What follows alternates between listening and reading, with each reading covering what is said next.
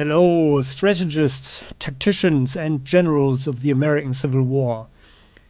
Welcome back to the Ultimate General Civil War one final time and to Playing Hardball. So we just finished the Union campaign. We were victorious. Democracy can prevail. Slavery will be abolished in the United States and everything is most likely fine. Yeah, and I wanted to tell you what I think about this game now that we have played it through completely and have a good insight. What I really liked was the artificial intelligence, or most of the time at least, but only of the enemies. So with our own units, sometimes it was a bit frustrating, I have to say. Well, I'm just turning down the volume. I have to say it was a bit frustrating, but on the other hand, I think it was intentional. And that I actually liked, that there was an impact on morale or off morale on your unit and when your officers were shot down. Yeah? So the efficiency of the unit decreased. So that was actually an interesting tactical element that you had to cope for. I liked the maps. Apparently they were rather accurate to the actual historic situation, although they changed the missions so there was not such a long siege, obviously, because that's for a computer game, that's of course not so interesting. Yeah,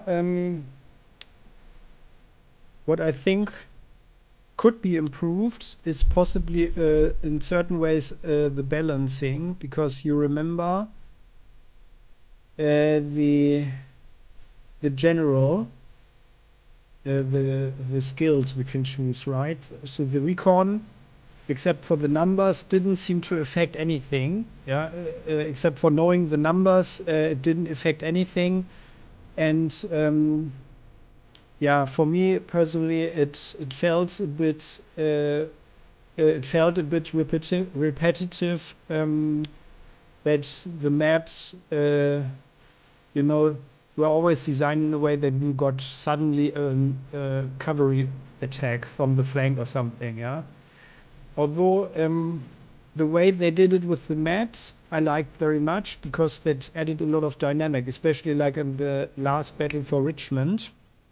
That that the attention shifted from different areas of the battlefield, and then in the end we had the grand map and could work on all aspects. Yeah, that was actually pretty good. I think even, let's say, even players who are rather casual, well, or rather inexperienced or something, or don't invest much energy into a game like this or something, I think that made it very accessible as well, because you learned about a certain area of the battlefield, then you could concentrate on that one, then on another one, and in the end they put everything together, so you knew what happened. So I guess no one could really be overwhelmed or anything. Yeah, so that was certainly an aspect I liked. Then the whole balancing issue, as I said, was a bit messed up. And as I said, I did some research on the unit size, and the game would always basically balance the numbers out, and the sweet spot seems to be at 1850 men in one brigade. After that, or over that, that's one of the reasons why I kept it a bit lower. But if you have like 2,500 men or something, then it will overcompensate, and then this would make the game way more difficult in an unfair way. No? Because you always have to replace all those losses, of course. So that is also maybe a downturn, but otherwise I really like this game. I do recommend to play it. I will not play the Confederate campaign for a while at least. If you want, you can write your opinion in the comments. if you would like to see it. But I will play a few other games first that are on my list, in my personal list to play. But I think the Confederate campaign is certainly interesting. And sometime in the future, I will most likely play that as well. Although I also have to say that while I didn't feel that the game was really repetitive or anything, having the units only equipped with a couple of rifles, I think the biggest difference were the Devastator guns, and then these repeating rifles. But otherwise, just the range was a bit longer, and the sniper rifles maybe.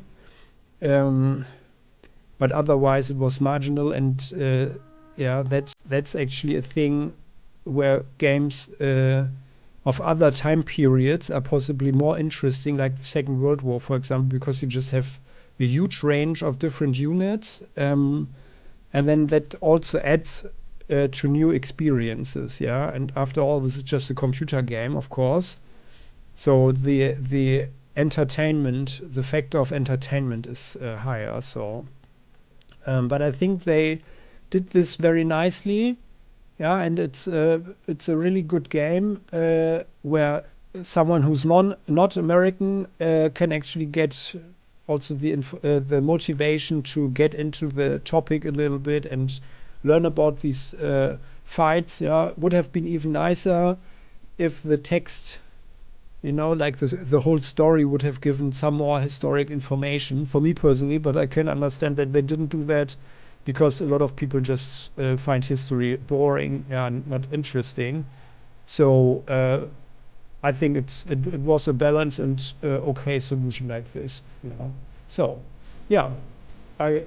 I would be interested in your opinion. So feel free to add anything you think in the comment section.